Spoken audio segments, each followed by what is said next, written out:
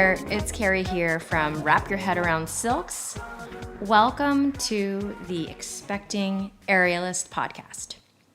Today is my first full episode, and I'm going to dive right in with the topic of C-sections. And say hi to little Willa, my daughter. She's here on my lap. Today's guest is Sarah Romanowsky, an aerialist and an amazing all-around human being. I'm lucky enough to call her a friend, and hopefully she'll be a regular on this podcast. Pre-pandemic, Sarah most recently performed with Cirque du Soleil's Axel, which is their skating meets circus arena touring show. And before that, she performed as an aerialist in Radio City Music Hall's Christmas Spectacular. Sarah is an amazing teacher, and she was my teacher earlier on in my career, and generally a leader in our community. I am so happy to have her here today. So without further ado, let's get started into our topic, C-sections and the aerialist. Undergoing surgery is a big deal no matter how big or small. And having a C-section, whether it's planned, unplanned, or an emergency C-section, can be really scary. It's major abdominal surgery, and even though it has become so commonplace, it cannot be understated that it's a big deal. Early in my second trimester, my partner and I had conversations with our OB about a possible C-section because I was diagnosed with placentia previa. This is when the placenta happens to sit close to or on top of the cervix, and it's potentially dangerous because if the baby's head happens to tear it through a vaginal birth or any time during the pregnancy, there's danger to bleed out. And as an aerialist, the idea of slicing through my center was just so terrifying. I had heard horror stories of women who had numbness at the incision that never went away. And for others, they didn't return to aerial after the C-section at all. I had expressed my anxiety to my doctor, and this is when I found out that modern C-sections don't cut through muscle. It's something that I didn't know. And I don't know what I was imagining. Maybe I was imagining a scary big knife just cutting through all the layers in one slice. But that is not how they do it, and thankfully so. First, they do an incision horizontally on the skin. Then they separate the abdominals by tearing vertically. They move the guts and the organs to the side if need be. And then finally, they cut through the uterus. This information calmed a lot of my anxiety, but what still loomed in front of me was the question of whether or not a C-section would be scheduled. And lo and behold, I ended up with the worst of the two worlds of trying for a vaginal birth and ending up with a C-section. My water broke on my due date, but unfortunately we ended up with what they call a failed labor. My cervix only dilated to 4 centimeters. And so after 30 hours of pushing Pitocin and trying to get my cervix to soften and open, we decided to opt for a C-section, and they prepped me for surgery. But the surgery was uneventful, and we brought our beautiful daughter into the world. And except for a rough first week after the surgery, because the painkillers were messing with my stomach and I was having a lot of nausea, which sucks if you have staples in your gut to want to throw up. Besides that, I had a pretty uneventful recovery when it comes to just the skin healing. But here was the beginning of my journey back to being an aerialist, and this is where our story begins with Sarah. Welcome to the podcast, Sarah. Thank you. So as I said before, Sarah used to be my silks teacher, and since then she has done a million things and traveled around the world, and we're just good friends now. And since then, she's also become pregnant and then had her daughter. So congratulations, first of all. Thank you. Yeah. Thank you so much. Can you tell me about your pregnancy a little bit, even though it's in hindsight right now, and maybe the best parts and most challenging parts for you, just as a woman and then as an aerialist as well? Sure. One thing that I always thought was so unfair about pregnancy, especially when you're aerialist, is that, I mean, especially if you're pregnant with a girl, I mean, who knows if this is just an old wives' tale or not, but I was definitely very sick my first trimester and extra exhausted. And I had a girl, and I feel like the women I know who have had boys didn't have as much of that, but I don't know. Um, but in any case, I just always thought that it sucked that the first trimester is when you're so sick, but that's when you could totally get away with still performing and training and putting videos out there of you. Like you can totally get away with it, but you feel like crap. Right. I was sick too. It Yeah. was terrible. Yeah. But then the second trimester, it's like, I felt great. But that's when you're in that awkward in between, like, you don't quite want to post videos of yourself because it's like, well, did she just gain weight or is she pregnant? And it's like, you're not ready to announce it. So it's like that awkward time, but you feel really good. And then third trimester is like, well, obviously you're pregnant, but now it's very hard to do things. So it just feels all, so I wish I could swap some of those things around. Totally. I 100% agree. Yeah. Did you end up training through your pregnancy? Yeah, I trained, even though I did not feel good, I trained a lot the first trimester because Oh, okay. I was really trying to I mean, nothing crazy, but I was trying to really prep my body, knowing that I was going to end up having to take, like a sizable break. So it's like I almost wanted to put that work in ahead of time. Um, so I was doing a lot. I had like ankle weights. I was like doing all my What? conditioning, but keep in mind, like for the 6 months prior to, because my pregnancy exactly fit into the pandemic. I just happened to get pregnant. I actually found out I was pregnant the weekend that everything shut down, which was, I think, middle of March. Really? That was, I didn't. yeah. Okay, because I only knew you were pregnant 4 months later because that's when you announced to us. Yeah. Yeah. Yeah, so I had actually just made a trip to the Bay Area to see my family, and while I was there, that's when the news got extra crazy, and I was like, "Oh man, I think I should leave." And while I was there, I found out I was pregnant, and it was an on-purpose pregnancy, but who knew that it was going to coincide so perfectly with us, having to isolate anyway, and then us not having work, but it's okay because we got unemployment, and I mean, actually it's all worked out really nicely. But I feel like I totally veered away from your question. No, it's okay. So you trained in your first trimester, and I did too. Yeah. We all know that my training got derailed because I got diagnosed with placenta previa 4.5 months in. So they put me on pelvic rest. I wasn't able to train because I wasn't allowed. So Would you mind I actually don't really know what that is. oh yeah, okay. So it's when the placenta is just by chance too close to your cervix or right on top of it or partially on top of it. Okay. Got it. So a lot of like clip art that you'll see of pregnancy, they'll have the placenta like at the baby's head. I'm sorry, at the top of your entire amniotic sac. And it's just random. So what happens is because of its location, they're worried about bleeding. And so they tell you that you can't do anything. And then of course I was like, does that mean I can't do aerial work? And she's like, well, do you use your pelvis in aerial work? I'm like, oh crap. Right. Yes. Like, yes, very much so.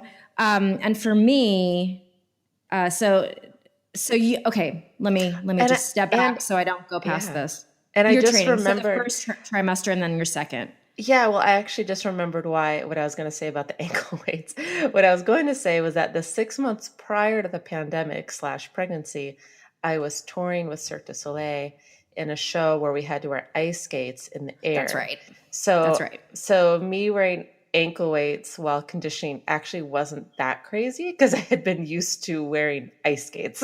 That's what I was gonna say. Right. And for me, it's crazy because you will not find me training with ankle weights because my hip flexors get like really like Sure. messed up quickly. But Yeah. man, when Sarah was on in the training process for Axel by Cirque du Soleil, she would tell us the training process. I could not believe my abs would have given out on me in a fourth of the time because, you know, you were doing bungee work and you had Yeah. freaking ice skates on. It's crazy. Yeah. I mean, in retrospect, I loved it just because I loved getting my core to that strong of a place where I could do that. Although in the very beginning of the contract, literally the week that I got there, they threw me into the ice skates right away and into like hour to an hour and a half solo bungee sessions every day to get me caught up to everyone else. And I had done bungee before, I mean, for years off and on, but never with ice skates. And I also hadn't done it in a little while. And the shock to my core was so much that it just shut off. Like it completely shut off to the point where for almost a week, if I was laying on my back, I couldn't lift my legs up. I had to literally push and roll myself out of bed. So I had to take a week off of training only a week after getting there. It was terrible. Um, but then I used the TENS unit on my abs and I just rested and then used the TENS unit. And then I literally could feel the moment that they snapped back on. And I remember thinking like, huh, in the future, like whenever I do end up getting pregnant, which it was sooner than I realized, I wonder if like the getting the core back would feel at all like this, like where it just completely shut off, especially, you know, I ended up getting a C-section, um, Mm-hmm. you know, as you did. So it actually didn't feel the It didn't. same. It didn't feel the same. No. It makes me want to go study like muscle activation because I don't really 100% understand how it works, but I do know when you're going through that, I was like, I remember you're like, what if they just never turned Turn back on. on? And It we was were like, what crazy. if? I mean, I couldn't like I would hang by my hands on a bar and I couldn't lift my knees. And it wasn't like, oh, I'm sore, oh, it hurts. It's Right. like, oh no, I actually just like that connection was like severed temporarily, thank God.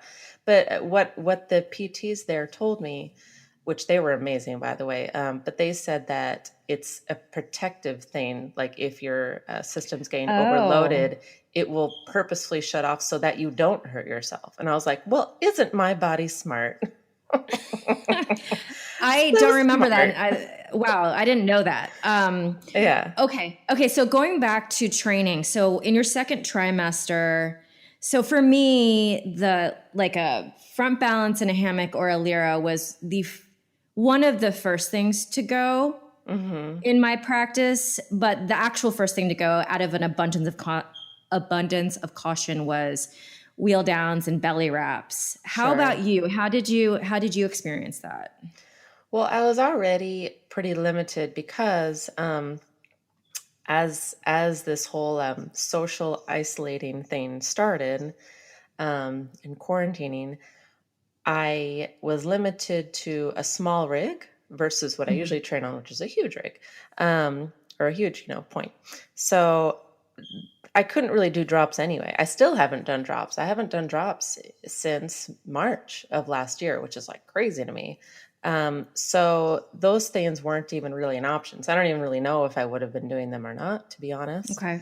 Um, I would say just strength wise, the first thing that went was probably skin the cats. Um, and then I would say the next thing I cut out was maybe like meat hooks. Yeah. And Uh-huh. wraps around the waist, yeah, again, because I've been doing more just sort of like footlocky stuff or transitional stuff or whatever. Yeah, that didn't really affect me so much. I will say I think silks was the apparatus that I could maintain the most until the end of pregnancy. If I and I would say it's the one that it was the has been the best transition of getting back in. Although I think hoop has been really great for conditioning. But just in terms of like what I can actually accomplish on an apparatus towards the end of pregnancy and in the beginning of getting back into it, I would say silks is just so it's just so versatile and how you can like go Yeah. from the floor and do things and then work your way up and yeah, so I definitely started cutting things out in the second trimester. In addition to aerial training, I was also hiking 3 or 4 miles a day. Um, I was really trying to stay as active as I could. And then I would say, I would say a month and a half before giving birth, that was when hikes turned into walks. and um, Yeah. and 3, 4 miles turned into like 2 miles. And the aerial training definitely decreased. It just didn't feel good towards the end, and also stretching, to be honest, decreased. Like there are just certain things that just don't feel good anymore, and I definitely feel like my body spoke to me throughout my pregnancy, and it definitely told me like this is okay, this isn't. Um, I don't know at all. I never felt like confused. It felt very clear the whole time. Like oh, I shouldn't do this anymore, or oh, I can still do this. You know what I'm saying? And mostly it was your intuition. I don't even know if I'd call it intuition. I would say I would try something and my body would be like, "Yep," or "Nope." Okay. Okay. I don't know. Yeah, it felt pretty clear. But I also think that comes from an abundance of, I've come back from injuries before in the past, and I've been Right. doing this for so many years. Like if I was newer to aerial, I don't think I would maybe have had that same intuition. And also having a dance background and just having such a physical background in so many different ways helped. And then both of us had C-sections, and we can get to this decision in many different ways. Can you talk a little bit about how you and your partner arrived to that? Sure. So I had my accident back in 2009. It was an aerial accident, and I had to have pins put in my pelvis. Um, there were 4 put in, and then a few years later, I had one of them taken out because a calcium deposit had grown over it. But 3 of the pins are still there. And the original doctor that did the surgery, I asked, I mean, this was, well, I don't know, 12 years ago at this point? But I Yeah, asked wow. the night of the surgery, I was like, well, so what happens in terms of birth later on in life? And he said, well, I would recommend a C-section. And that was sort of the whole conversation. And then over the years, here and there, I've just sort of asked different doctors as it's come up, like, or, if I'm going to the OB or whatever, be like, so I have pins in my pelvis. Like, what's your opinion? Like, can I try a vaginal birth or would I need a C-section like this doctor originally said? And I don't know, I just kind of kept getting different answers. Like some people would be like, "Oh, I'd really need to see a new scan of your pelvis to know," or Mm. "Oh, no, you're totally fine. You could totally have a vaginal birth with pins in your pelvis."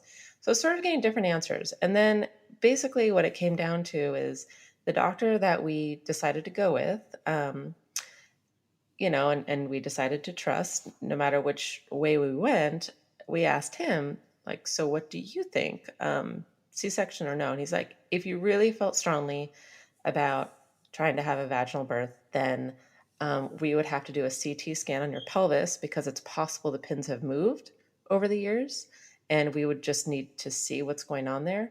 And so that, depending on how you feel about it, you could say, oh, it's a little bit of radiation, no big deal. Or you could say, I don't really want to expose my unborn baby to any extra radiation that it doesn't need. Mhm. Um, so he's like, it's up to you. But honestly, if the original doctor that did the surgery said that he recommends a C-section, I think he said that for a reason.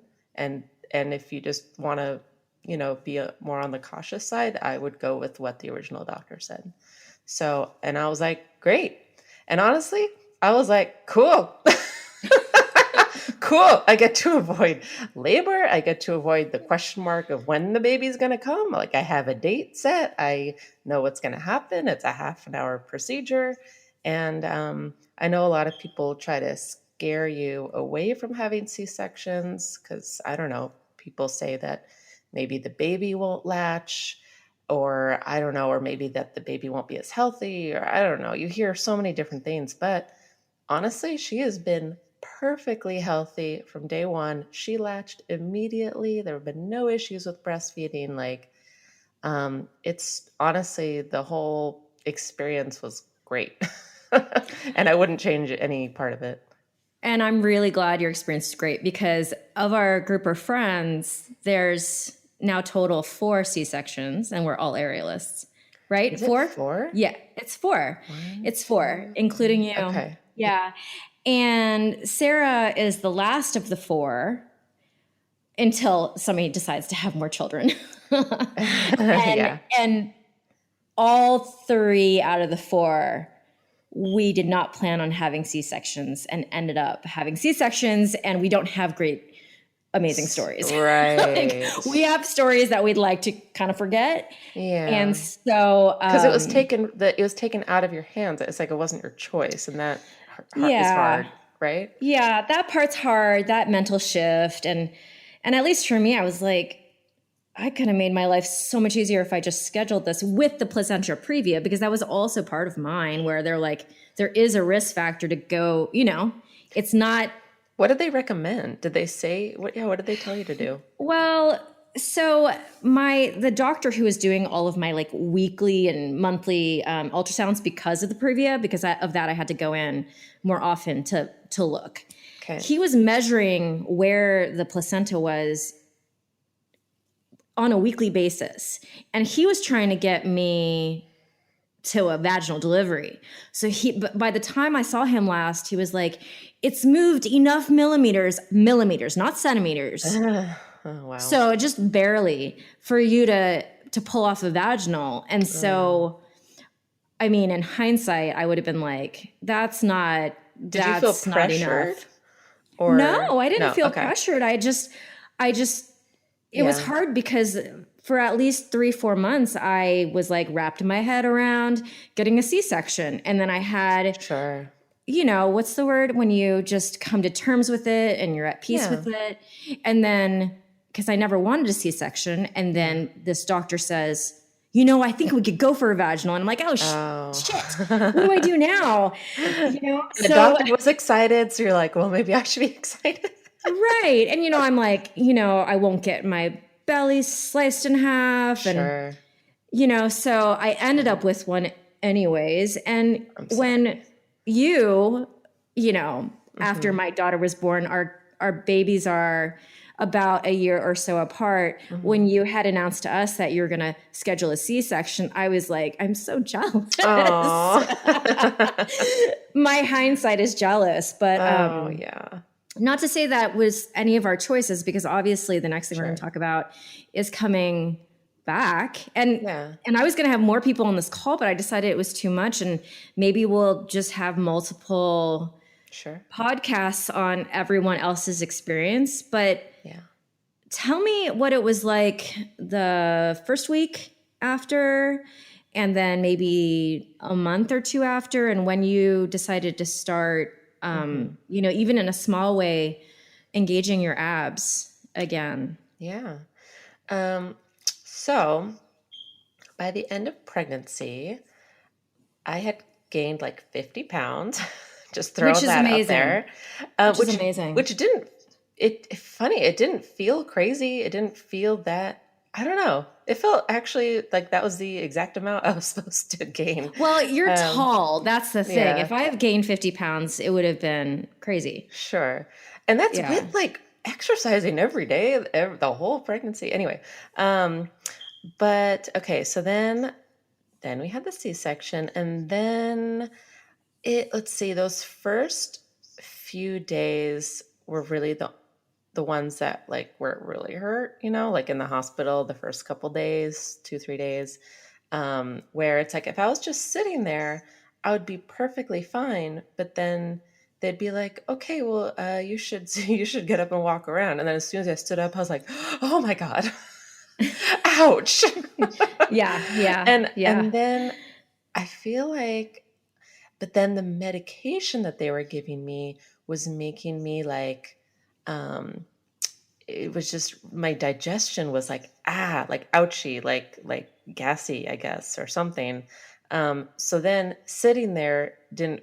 So walking around helped the digestion, but then laying there helped the core. So basically, nothing felt good. So finally, at one point, I remember one of the nights I was in the hospital. I just kept walking. I just kept walking, and I'm glad that I did. I just walked in circles, and then eventually it seemed to help. And as soon as I got home, I mean, they said like you can walk as much as you want, really. That's the only exercise you're really cleared for in the beginning. So I mean, I went on walks. I think starting within a couple days of getting home, and and we have stairs in our house, so I mean, I kind of think that helped maybe a little bit too. And Mm. it felt pretty fine, but then just out of nowhere, kind of like when you're pregnant and you have those sudden lightning crotch pains. It was Lightning crotch. it was kind of like that, but in my core and worse.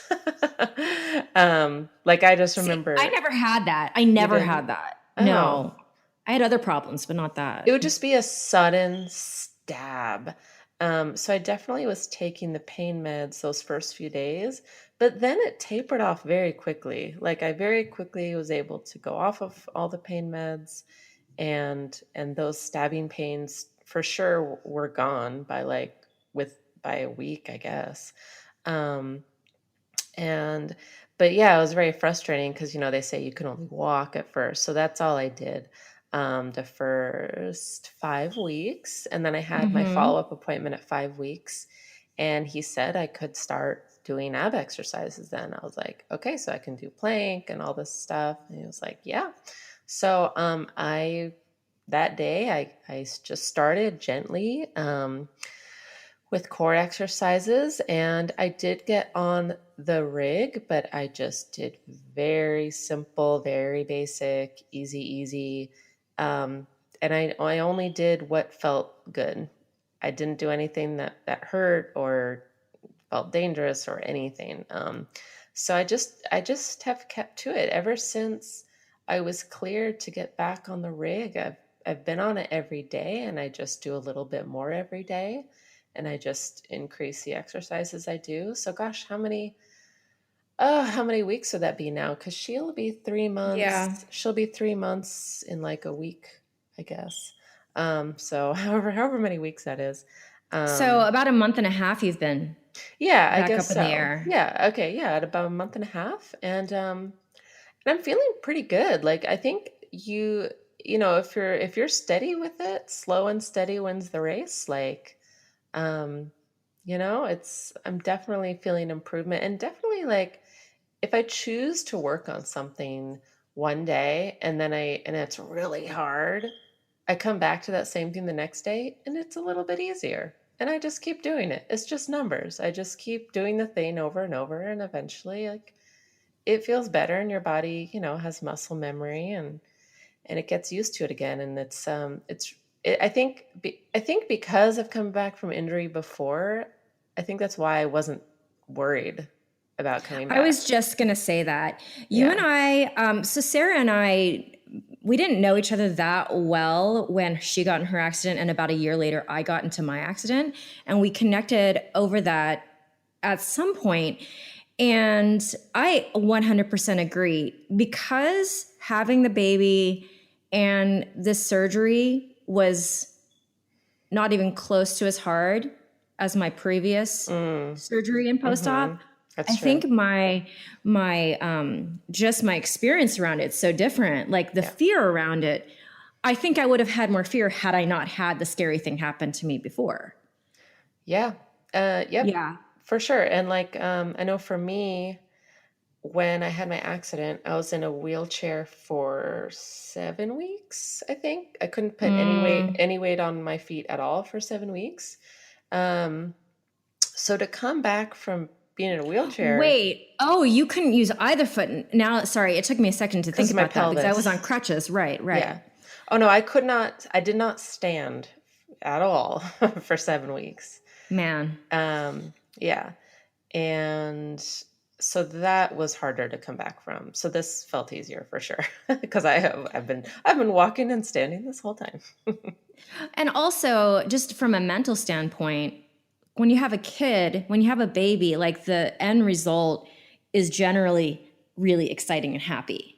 Oh yeah. Whereas, Oh yeah. well, it should be. It's all for something. Yeah. Right. It's for something that you've been excited about Oh when yeah. when you're just recovering and trying to get back to what you normally are. It just, it's hard mentally. It's really hard Yeah. mentally. Yeah. I felt really And lucky when I had my accident. I don't know. I just felt like I had so much support and in my pregnancy too. But I think just having a support system around you, having just people who love you and who are expressing, how much they care for you and how they want the best for you. I don't know. It really helped a lot. yeah, I agree with that. Yeah, and I feel like at some point in the future, because I want Sarah to be a regular on this podcast, we will probably, for the listeners who either don't know us or don't know of the accidents we had, I'm sure at some point we'll go deep into that. Sure. Yeah, because I feel like that's a whole different thing. That's Hmm. actually people can learn from, because it was such it's an incredible experience regardless of if it's negative or positive. So and now that you're a mom, Hmm. tell me what, maybe some of the best parts, some of the most challenging parts of this transition, and then after that, looking to the future. Yeah. It's very interesting because this pandemic kind of has us in a place where we're not too worried about what it's like to work Yeah. and mom at the same time. It's not really coming up so quickly for us. Right. But anyway, so what has this transition been like? And yeah, Yeah. I mean, well, first of all, I feel like a lot of people try to scare you when you're about to have a baby. I feel like that's the number one. I feel like everyone is really excited when you announce that you're pregnant, and then people try to scare you. Not you or any of our close friends, but just people in general, the outside hmm, people. I feel like it's just a thing. And I'm not really sure what that is. Maybe it's like I want you to join us in this childhood thing, but it's hell.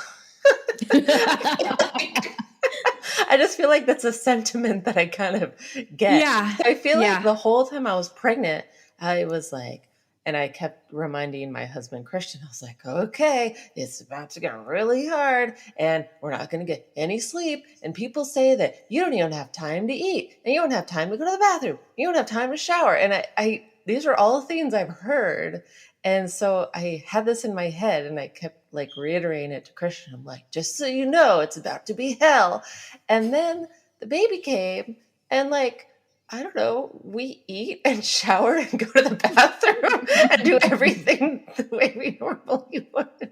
Like, I'm like, what's everyone talking about? But maybe, you know what? Like, I don't know, that this pandemic kind of just changed everything because we're both home, like, and we're neither of yeah, us has to go off and work. So I'm sure when I've heard those things, it's probably when one partner has to leave and go back to work really soon, or maybe both people are still trying to work and take care of the baby at the same time. So for us, I mean, it's been this weird blessing, this quarantine, this pandemic. Like, it's not a good thing, but if I were to find some sort of silver lining from it, like, it's been very low stress. It's been a very relaxing way to bring a baby into this world, and we have a really nice balance, the two of us, just in terms of taking care of her, and he does all the diaper changes since I do, the feeding, and right. thankfully she is taking she had a few days this last week where she was Oh, not so she's sure. taking a bottle Yeah. now. She's been taking it for like, I don't know, we introduced it kind of when they recommend to, which I forget when that is now, like a month in. So we introduced it early on. Like, I would use the Haka to like build up supply, and I have the bags in the freezer, and then I have milk in the fridge. Um, And so it kind of took a bit to get her used to it. And then it's like we took one day off, and then she suddenly didn't like it. And so we had a few days there where she was just, and it's not formula, it's my milk. It's the Right. same freaking thing, but she just didn't want it. But today we had a very good day. Man, whenever So you do, yeah, congratulations, because my daughter has never, now she's drinking from the bottle, but she's also drinking from a sippy cup. So it's just sure. another cup. Yeah, She did not feed on anything besides me until she yeah. ate real food. It was a long ass time. Yeah, it's hard. Yeah. And I think like when it's possible to get the baby to accept the bottle, it's just, I think, so good for the mom's mental health to just have even just one feed off a day makes a big difference, you know?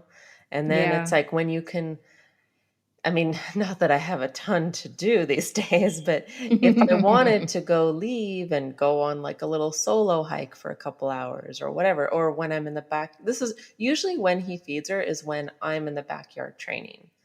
And if she gets hungry, then he'll do the bottle. And it's just nice so that I can have my uninterrupted training every day.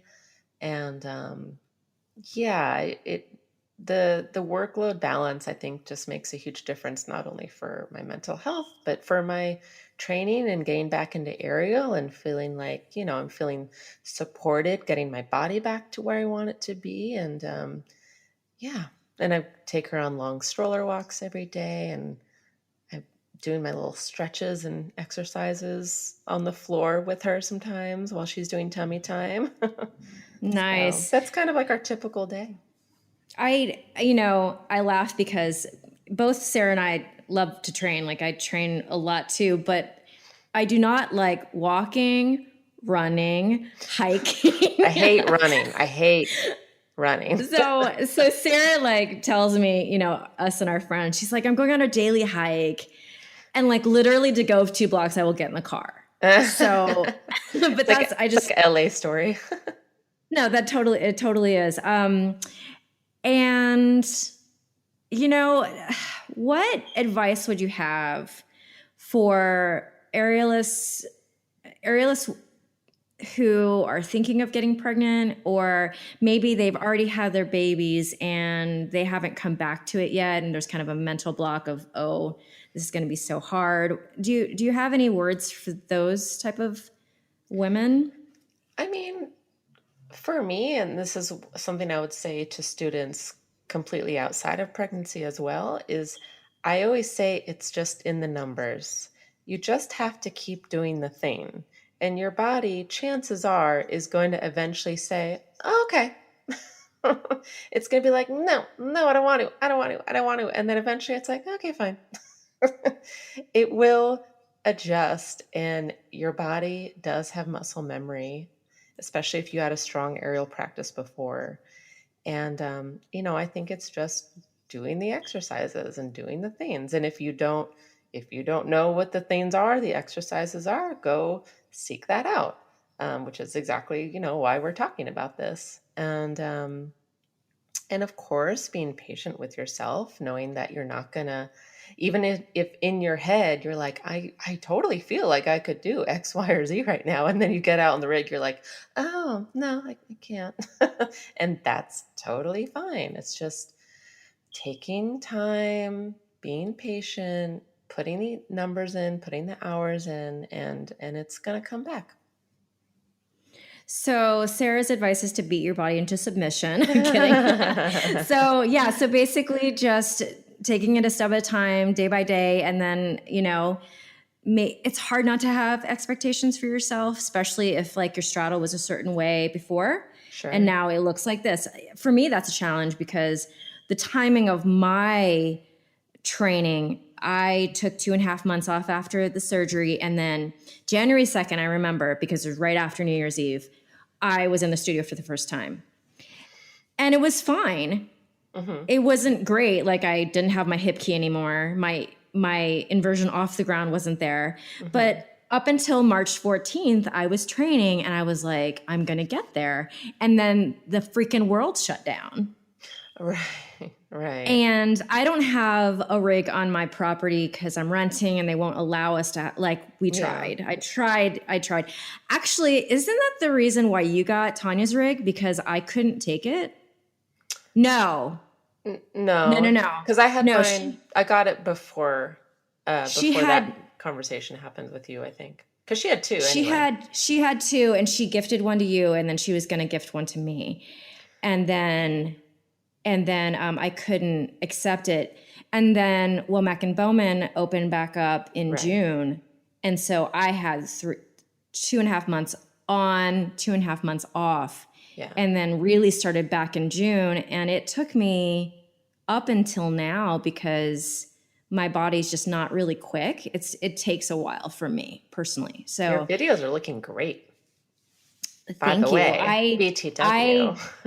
I I am just working on like centimeters, getting my straddle to look more open because that was the hardest part. Oh, After I could generally do everything, it was just like my okay. straddle looks so closed. Okay. And it was, I wouldn't say embarrassing because everyone knew I had had a kid and I explained, even when I'm teaching, I'm like, my straddle is still not there. That's And, not even something I've noticed lacking. I mean, um, maybe your videos hid that, but well, it's not even something I would have noticed. if I had a really close straddle on one of my videos, I would either do it again or I would not include the entry on the Ah, wrap. No, sneaky editing. I totally understand that. because it makes me cringe, not I get it. because I get it. I expect my body to have a perfect straddle yet. It's I get taking it. as long as it takes. But Yeah. yeah, that was the biggest problem. After I could, physically lift my hips over my head, it was like, okay, this looks terrible. And I want it Mhm. to look a certain way. So, Sure. um, but yeah, so I'm really hoping that bringing these stories to the forefront and just getting these stories accessible to other women who are either going to go through this or have and are Yeah. either hobbyists or the professionals and just struggling with the recovery. I just hope that it just brings more light to it and we'll have a lot more conversations about a lot of other things. You guys can find Sarah on Instagram at Sarah Romanowsky, and I'll also put it up on all my social media so that you guys can just click to find her. And she's actually one of the best people to take a virtual private from because you may or may not know this, but talk teaching is a very specific skill. Not everyone can do it. So if you have access to a rig but you don't have access to a studio or your instructors, I suggest very highly that give Sarah a Oh, call or a DM because it is a very specific skill that I have now because I taught through my entire pregnancy on the ground, and Sarah has had that even before me. So it's very specific, and it's coming into handy right now.